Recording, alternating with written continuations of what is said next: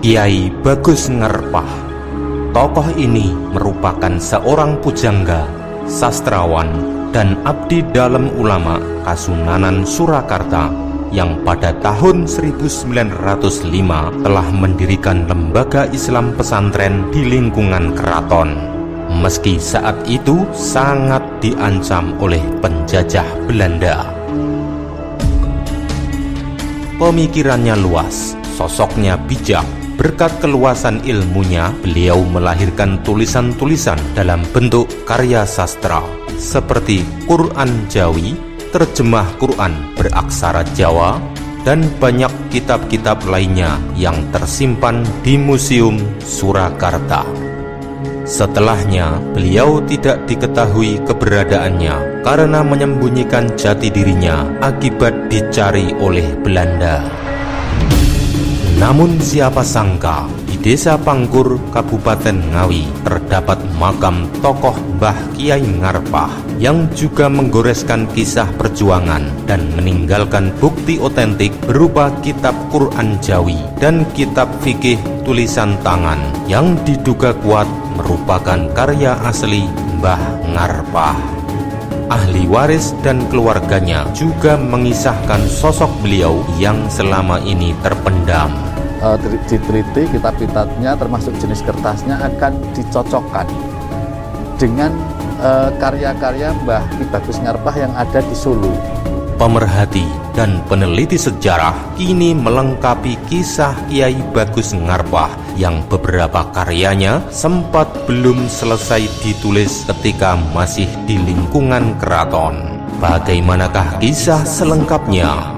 Yuk kita simak dalam edisi Mitos dan Sejarah.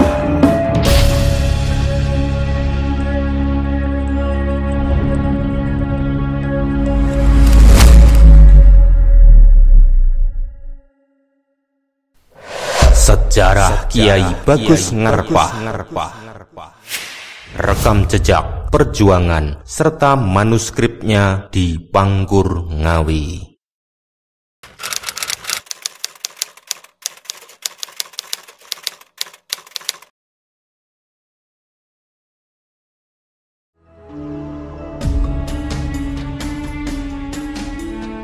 Pangkur adalah sebuah desa di wilayah Kabupaten Ngawi yang tak henti menuliskan sejarah. Ternyata di wilayah Dukuh Serenan terdapat makam seorang tokoh besar, yakni Mbah Kiai Ngarpah.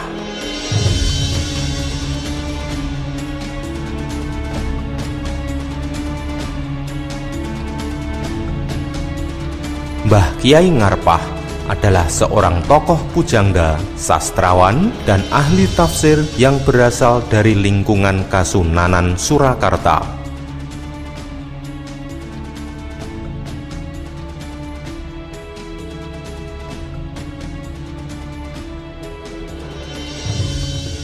Karya-karyanya paling banyak adalah Quran Jawi di era Belanda atau sekitar tahun 1905.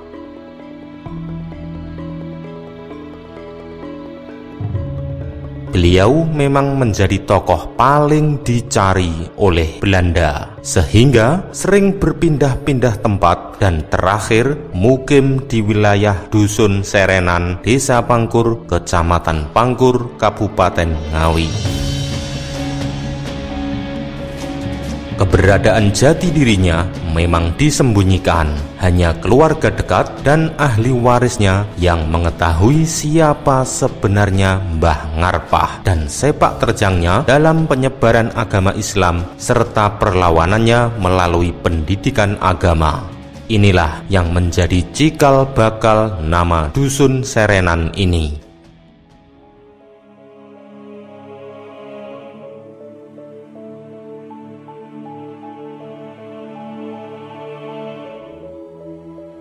Serenan berasal dari kata siri yang berarti rahasia atau pelan. Kata siri dan nan inilah yang menjadi sebutan wilayah Serenan, lokasi langgar atau musola dan pondokan bagi Mbah Ngarpah untuk mengajar santri-santrinya.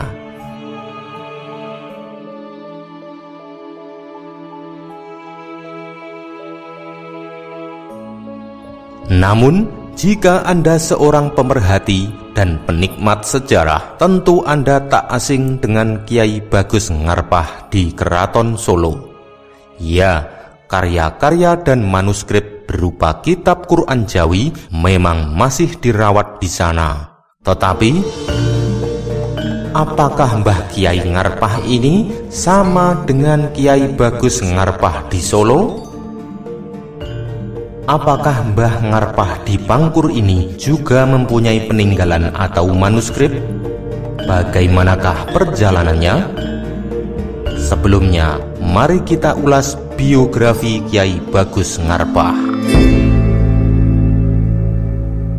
Berdasarkan katalog Induk Naskah-Naskah Nusantara Jilid 1 Museum Sono Budoyo Yogyakarta, Bagus Ngarpah terkenal akan sebutan pengarang terjemah Quran Jawi. Beliau memiliki gelar bangsawan, yakni Ki Sastro Direnggo. Nama gelar kebangsawanan pada umumnya diberikan oleh Kasunanan Surakarta Hadiningrat kepada mereka yang dianggap berjasa atau berguna bagi Kasunanan Surakarta Hadiningrat pada khususnya dan masyarakat Surakarta serta bangsa Indonesia pada umumnya.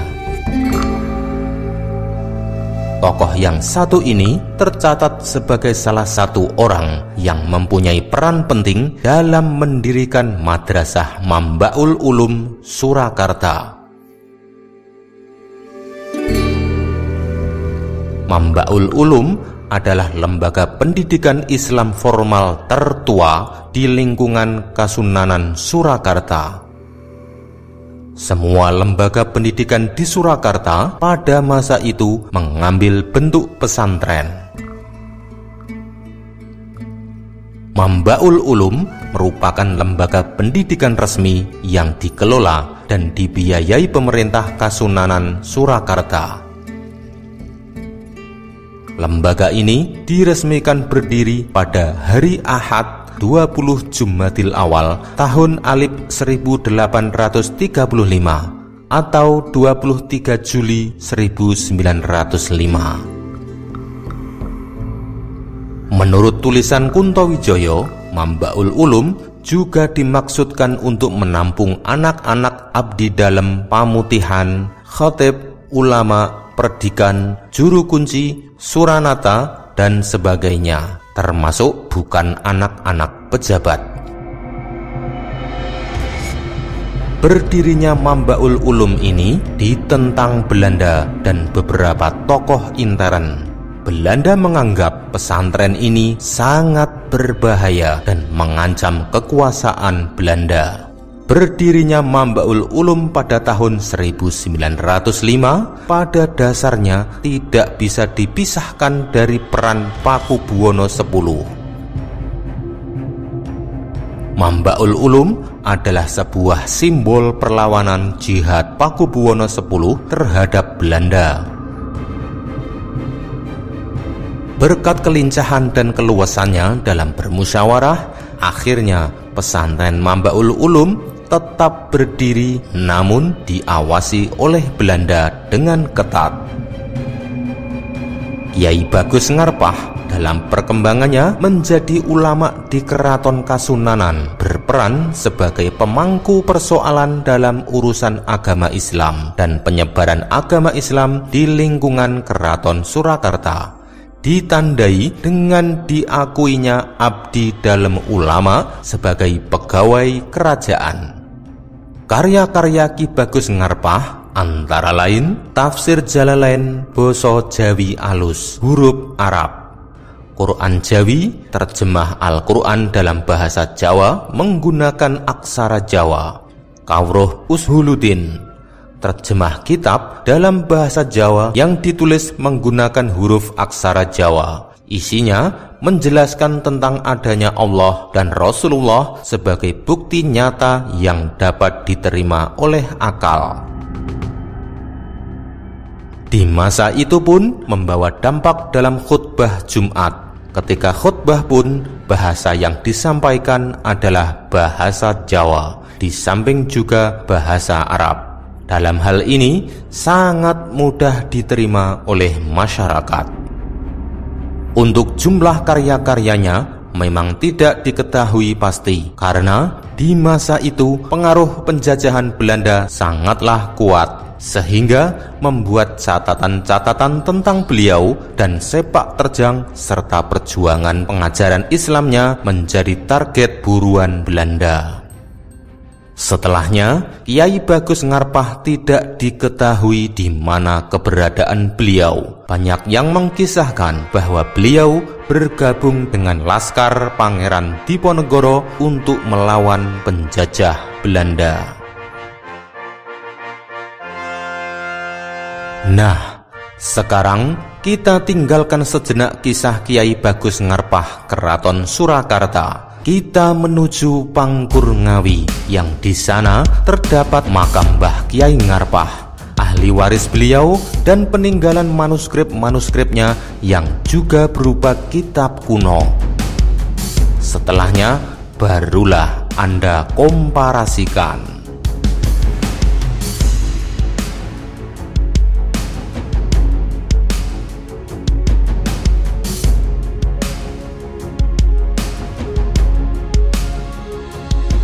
Perlu diketahui bahwa baru-baru ini memang pihak peneliti dari Keraton Surakarta sudah berkunjung ke Ngawi dan meneliti manuskrip serta mencocokkan perjalanan hidup Ki Bagus Ngarpah dengan keluarga atau ahli waris yang tinggal di Pangkur Ngawi ini.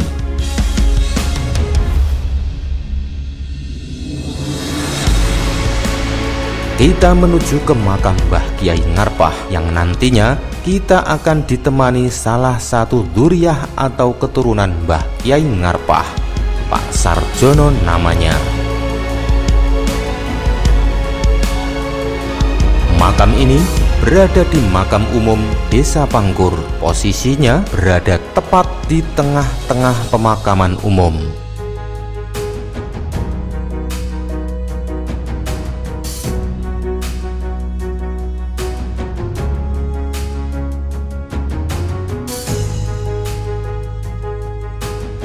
Makam Mbah Ngarpah ini baru saja selesai direnovasi dan dibangun oleh keluarga besar Mbah Ngarpah.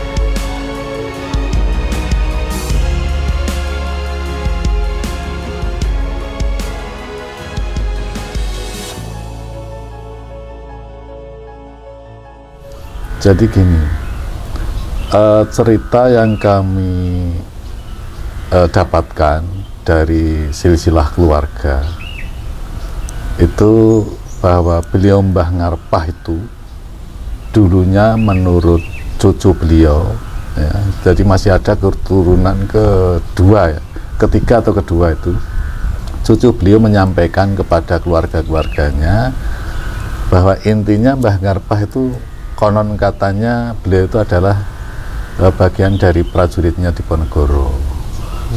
Pada zaman perang Diponegoro, waktu itu prajuritnya diantaranya entah itu menyeberang ke wilayah Jawa Timur. Pada waktu itu Mbah Ngarpah ketika di Jawa Timur pertama itu di wilayah Magetan, kalau tidak salah Panekan atau siapa. Di sana beliau itu nikah, punya satu anak. Kemudian setelah dari Panekan sana, terus langsung lagi pindah lagi ke daerah Kayen, Kebonsari Madiun. Di situ beliau juga nikah lagi, Mbah Kiai Ngarpah nikah, punya 4 orang anak. Terus nggak tahu katanya dulu itu dikejar-kejar Belanda, akhirnya lari juga sampai ke Pangkur khususnya di Dusun Serenan. Beliau mukim di sebelahnya Sendang Soko. Ketika sudah sampai Sendang Soko situ, beliau mukim bersama 4 anaknya. Jadi anak yang dari Kayen itu dibawa semua ke sini.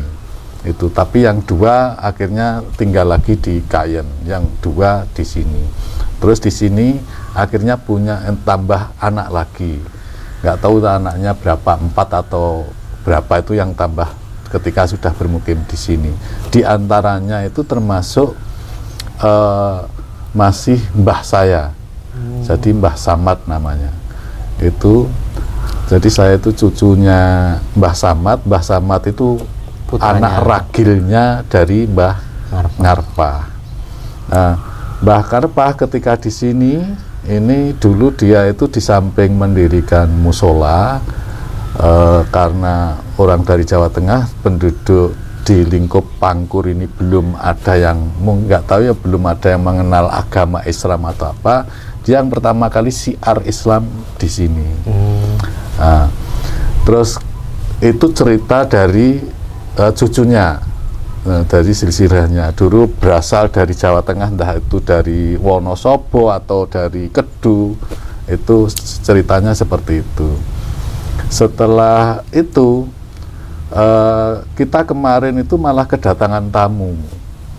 Jadi kemarin yang dulu, jadi makam ini kebetulan berada di punjernya makam umum Desa Pangkur ya. Di tengah-tengahnya. Di tengah-tengahnya, jadi pas di tengah-tengahnya. Dan makam ini diapit oleh 2 pohon besar, yang satu masih utuh ini, yang satu laginya yang sebetulnya ada di situ itu kemarin benar-benar mengapit. Jadi makam ini ada di bawah akar itu, tapi untuk apa itu namanya, kijingnya itu masih kelihatan, tapi jompling gitu.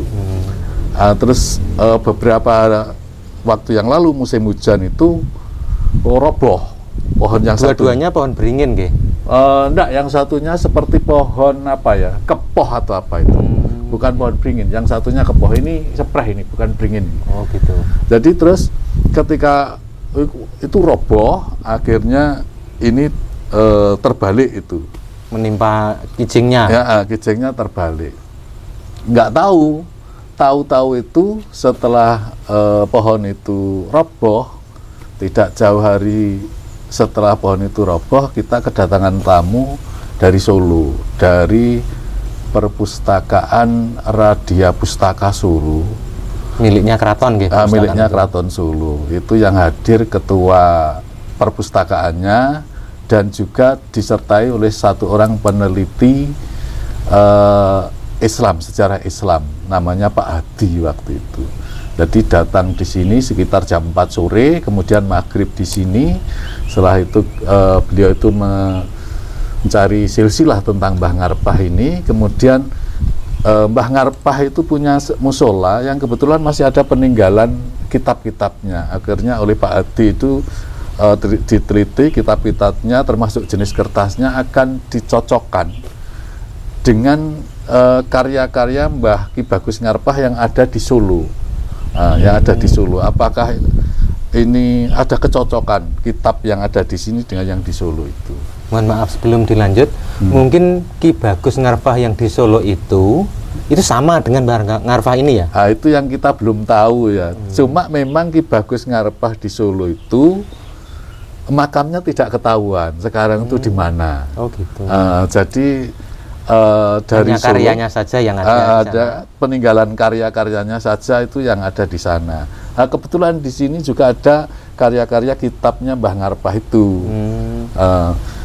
Waktu itu Pak Hadi itu cerita, beliau itu mimpi, istrinya yang mimpi, katanya istrinya mimpi disuruh ke Ngawi nyaring makamnya Mbah Ngarpah itu, bilang ke anak turunnya Mbah Ngarpah yang ada di Ngawi sini.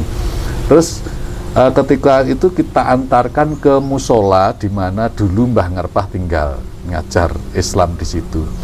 Terus hujan deras, jam 10 malam beliau disuruh ngantar ke makam.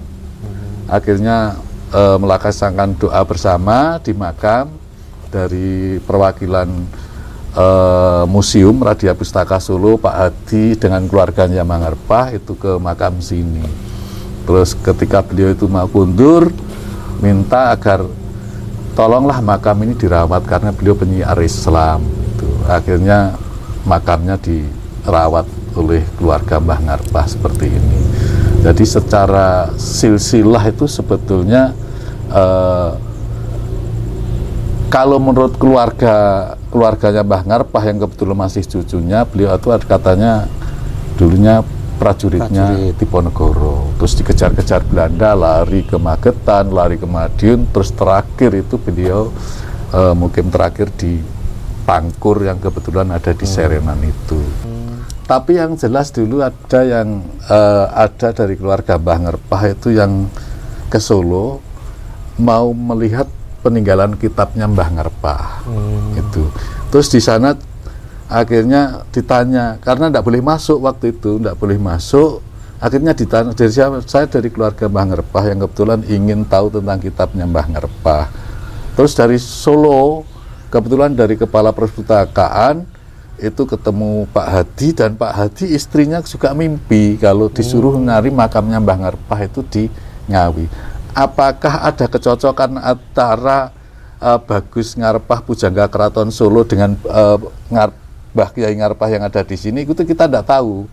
Cuma saat ini masih dalam proses penelitian yang oleh Radia Pustaka Solo waktu itu. Jadi kitabnya itu sempat dicocokkan. Jadi memang oleh keluarga di sini kitabnya tidak boleh dibawa ke suasana, hanya difoto, didokumentasi, dipakai foto untuk dicocokkan dengan kitab-kitab peninggalan Ki Bagus Ngarpah yang ada di Solo. Tapi sampai sekarang apakah ini ada kecocokan atau tidak itu kita belum hasilnya tahu. Belum ya. Tetapi yang pada prinsipnya kalau Mbah Ngarpah itu adalah ulama yang kebetulan syiar Islam pertama kali di Pangkur ini adalah memang benar-benar beliau, itu diakui oleh masyarakat semua.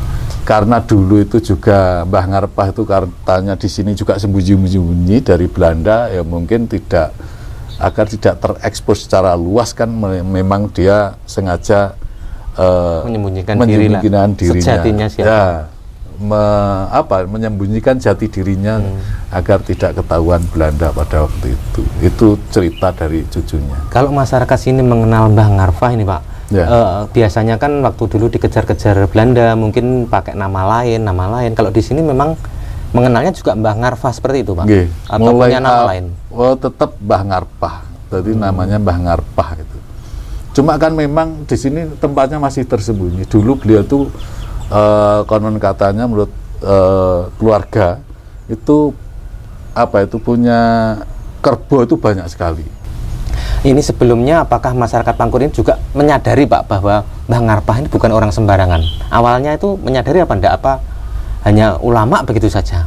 Menyadari dalam artian kebetulan makam ini sejak dulu sudah banyak yang mengunjungi. Jadi apakah beliau itu orang dari mana-mana itu yang mungkin orang-orang tua saja yang masih paham, yang beliau tahu bahwa beliau adalah ulama yang kebetulan syiar Islam di Pangkur. Tentang asal-usul beliau itu mungkin juga memang jati dirinya disembunyikan, hanya keluarganya mungkin yang masih pernah mendapatkan cerita dari orang tuanya. Jadi itu sempat disampaikan ke kita seperti itu. Dari Keraton Solo juga yang meneliti ke sini ini, selain kitab-kitab itu ada nggak Pak? Peninggalan yang paling jelas yang ada itu dulu kitab, yang banyak itu kitab. Kalau peninggalan yang lain kita nggak tahu. Jadi memang keluarga yang ada di sana itu ya tahunya itu di musola itu, kemudian beliau sering ngajar ngaji, terus banyak kitabnya, dan beliau sudah meninggal lama. Kitabnya itu dipakai oleh cucu-cucu anak sampai cucu-cucunya beliau. Yang terakhir cuca meninggal itu Mbah Ahmad Duriyat, itu yang paling pojok itu usianya sampai 125 tahun itu. Jadi yang dia tahu hanya kitab-kitabnya aja. Itu taruh peninggalan yang lain mungkin berupa apa itu yang tidak sampai sedetail itu. Jadi orang-orang melihatnya ya dulu tahunya yang membawa Islam di Pangkur itu ada. Tentang asal usul hanya keluarga tertentu yang tahu, mungkin ya sebagian cucu-cucunya yang masih itu pun juga tidak pernah menyampaikan kepada banyak orang. Gitu. Kalau yang setelah dikunjungi dari Solo nih yang merawat kitabnya sekarang siapa Pak? Sekarang yang merawat kitabnya itu masih pernah buyut atau apa, jadi keturunan ke-6 atau apa itu tempatnya Pak Ustadz Jiono yang punya musola di utaranya Sendang Soko. Itu ada musola, sementara kitabnya disimpan di situ.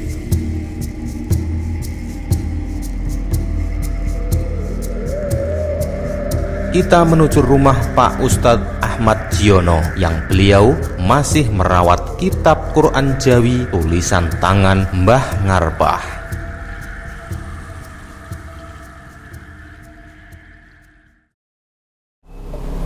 Nek sing kertas niki saking Jerman, Pak.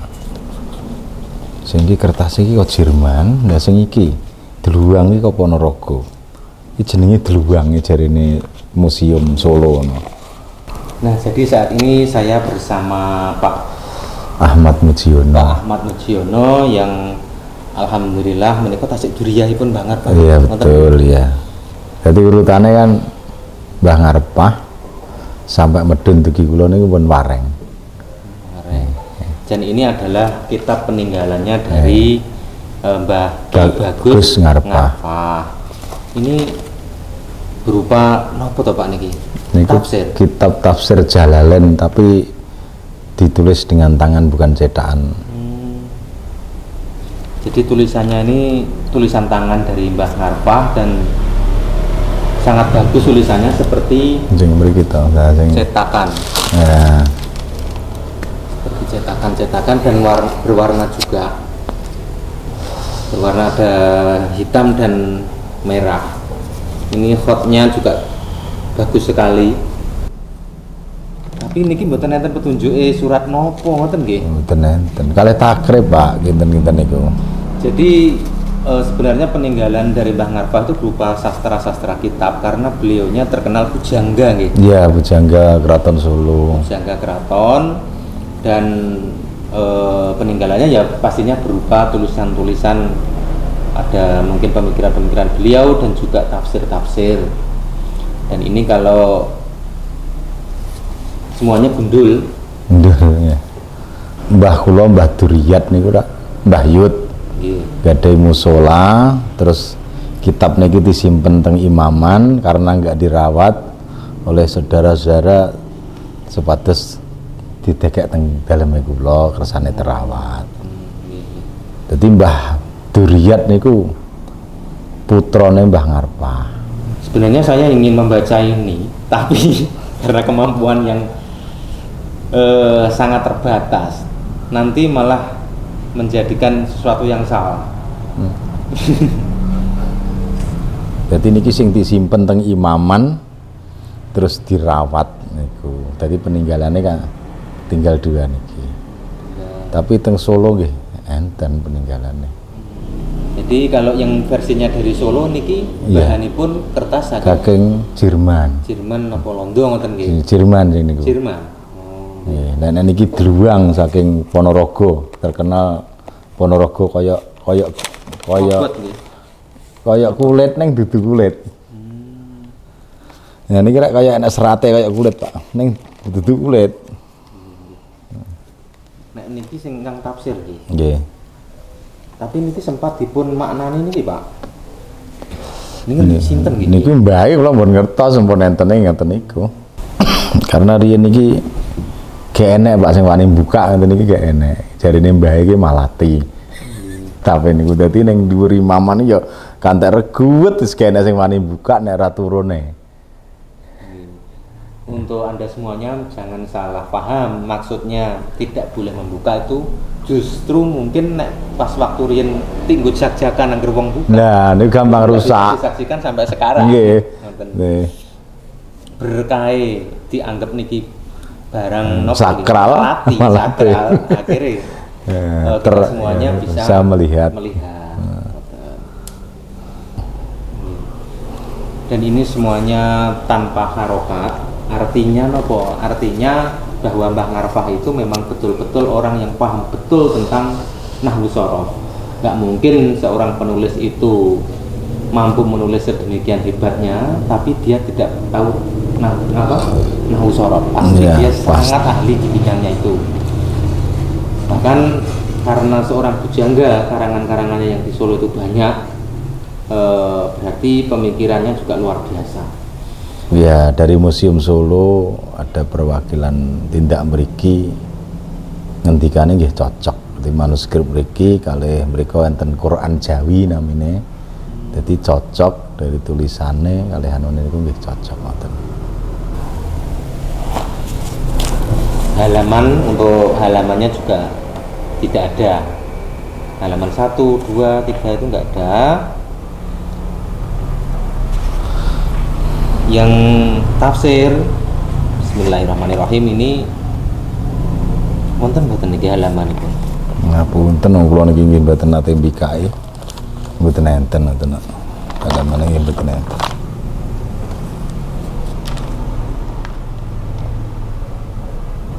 Lah niku nek mboten keturunan keraton mboten mungkin to duwe kertas, duwe tinta sing kados ngoten niku.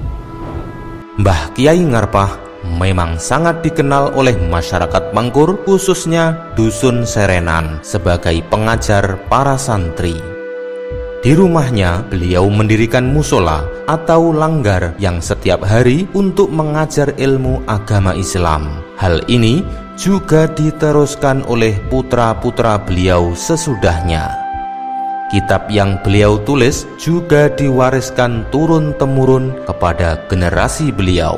Namun, banyak yang tak menyadari bahwa kitab kuno tersebut adalah manuskrip tulisan tangan Mbah Kiai Ngarpah.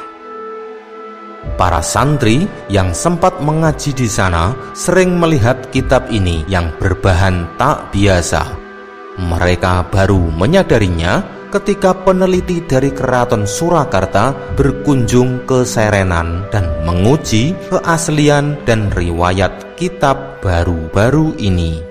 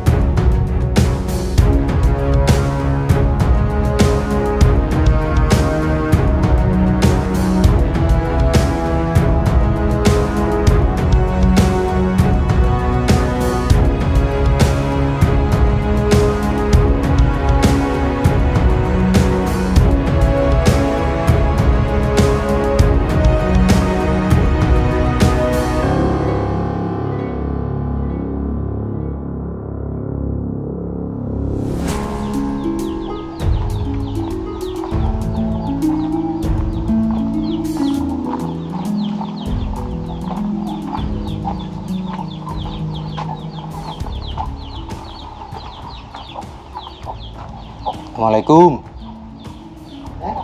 Assalamualaikum.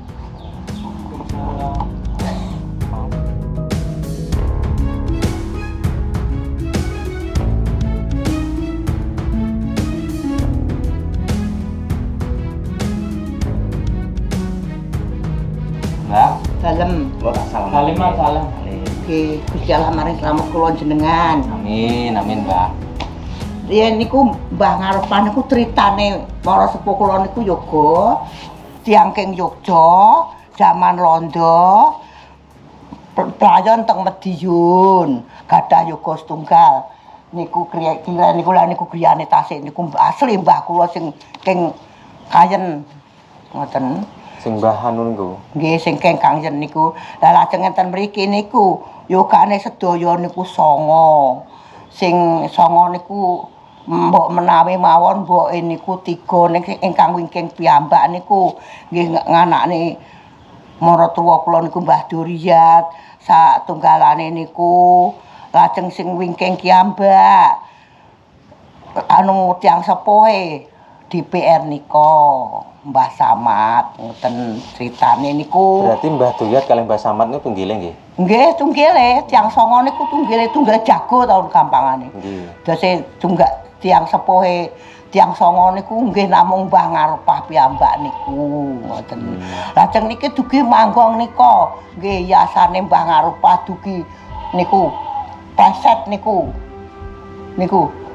preset. Menurut Mbah Lawinem yang merupakan kerabat dari keturunan Mbah Ngarpah menuturkan bahwa Konon Mbah Ngarpah mempunyai tanah yang cukup luas dan terdapat berbagai macam pepohonan. Mengenai apakah dahulu terdapat pohon sawo kecek di depan rumah yang merupakan identitas penderek Pangeran Diponegoro, menurut beliau sudah tidak ingat lagi tentang pohon atau identitas lainnya. Yang jelas Mbah Ngarpah memang lebih suka menyembunyikan tentang siapa jati dirinya. Namun pohon randu besar memang sempat Mbah Lawinem melihatnya. Teng mriki niku mbok dereng enten napa-napa. Mpun boten enten napa, enten randu ageng teng mriku. Randu nggih. Randu. Terus sumure teng niku, sumure nggih enten masjid niku. Di samping pohon randu besar itulah tempat sumur atau nyenggot bagi para santri untuk berwudu. Nggih lajeng sing neruske napa niku Ngaos. langgar niki kula kalih Mbah Siran. Menangi ngertos mriki niku saempun mara tuwa sing dulure Mbah kula niku mara sepuh niku kula mriki niku dolan mriki niku angen namung ngoten mawon dereng ngertos sing namine Mbah Ngarpah niku kula dereng ngertos. Ngertos kula nggih yogane Mbah Ngarpah niku Mbah Sabinah, Mbah Duriat, Mbah Sanem, Mbah Samad, lajeng enten pangkur mriko, lajeng enten warung jaeng setunggal, ngoten sedaya niku 9. Mbah Tukinah nggih biyane nggih mriku kidul niku. Mbah Marsi nggih niku kidul niku. Mbah Lawinem seperti kembali memutar memori-memori masa lalu tentang posisi-posisi sumur senggot, rumah, dan langgar tempat mengaji. Namun langgar itu bukan lagi langgar asli peninggalan Mbah Ngarpah, karena langgar di dekat rumahnya sudah mengalami beberapa kali pergantian. Lah, kula niki kalih mak kula niki. Apa nduk? Niki kok kitab enten mriki. Angger kowe aja mbok, kowe aja menek ning dhuwure ya nduk namung ngoten. Mara sepuh niku Mbah Duriat niku. Menurutnya, kemungkinan besar rumah Mbah Ngarpah adalah di sebelah utara rumahnya saat ini di dekat sebuah sendang.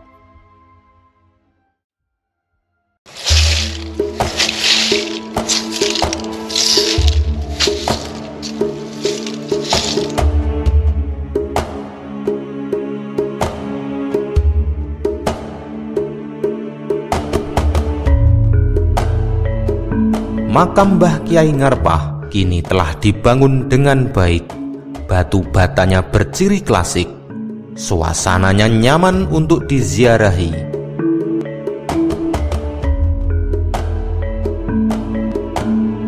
Berkah dari renovasi makam Mbah Ngarpah ini, nisan-nisan di sekelilingnya menjadi bagus dan tertata.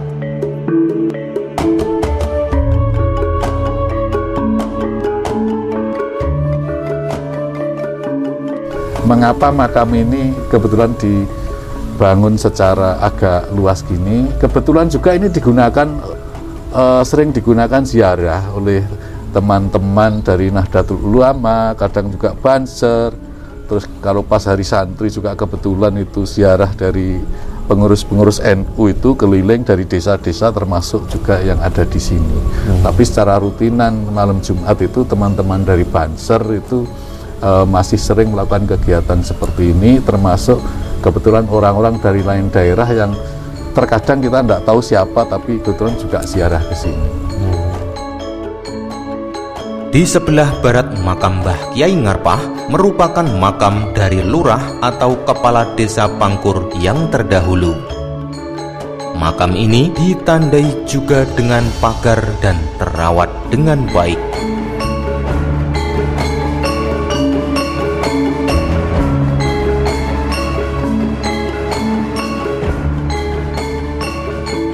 Jangan menganggap bahwa ziarah kubur itu sesuatu yang syirik. Nah, justru itu yang dianjurkan oleh Rasulullah. Kalau kita itu sering-sering ziarah kubur agar minimal untuk pengendalian diri kita bahwa siapapun kelak akan meninggal dunia, akan mati. Nah, orang yang mati itu, orang yang sudah meninggal itu yang nanti dikenang oleh masyarakat pasti tinggal jasanya, bukan jasadnya tapi jasanya. apa yang pernah diperbuat. Sehingga pada itu kalau perlu siapapun saat ini yang hidup hendaknya itu banyak-banyaklah berbuat baik agar jasanya tetap dikenang selamanya oleh masyarakat.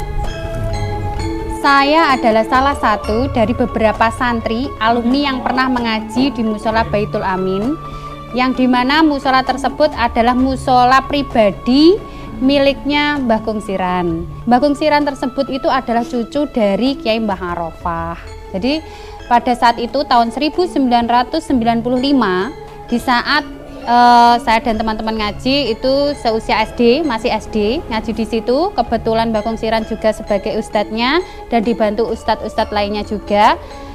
Kami seperti aktivitas biasa sering sekali bermain di dalam musola tanpa ada larangan. Cuma satu tempat yang menjadi wanti-wanti bagi kami yang tidak boleh kami sembarangan untuk ke situ atau bermain di situ.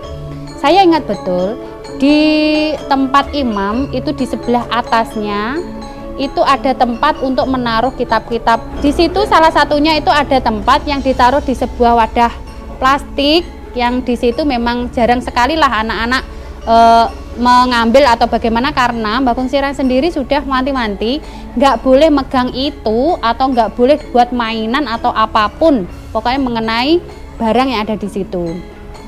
Ternyata itu adalah kitab yang ditulis tangan langsung oleh Mbah Arofah. Ternyata Mbah Arofah ini termasuk ulama besar juga dari Keraton Solo. Jadi seperti itu. Ya pada saat itu anak-anak pun nggak ada wacana bahwa ada sejarah yang sangat luar biasa di tempat kami mengaji. Taunya ya baru-baru akhir-akhir tahun ini bahwa ternyata tempat kami mengaji adalah tempat yang penuh bersejarah. Nah, kula nggih tetep seneng Mas kok. Kula ngertosi nembe nek enten kiai niku kok.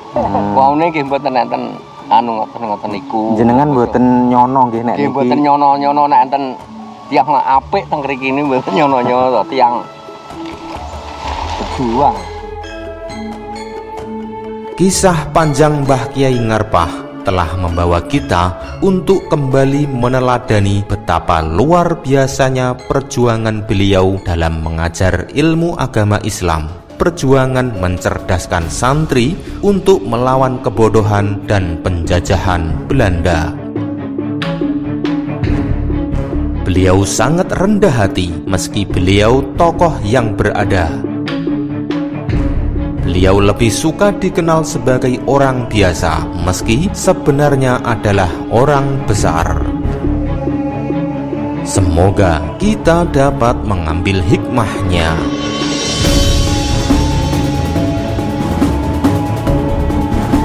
Ikuti terus perjalanan kami mengulas hal unik dan tempat yang menarik yang tayang dalam episode selanjutnya.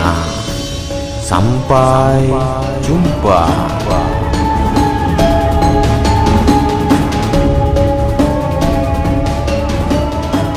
Jika Anda ingin berziarah di makam Mbah Kiai Ngarpah, Anda dapat mengambil rute dari kantor Kecamatan Pangkur atau sholat dulu di Masjid Besar Pangkur yang kini dibangun sangat megah.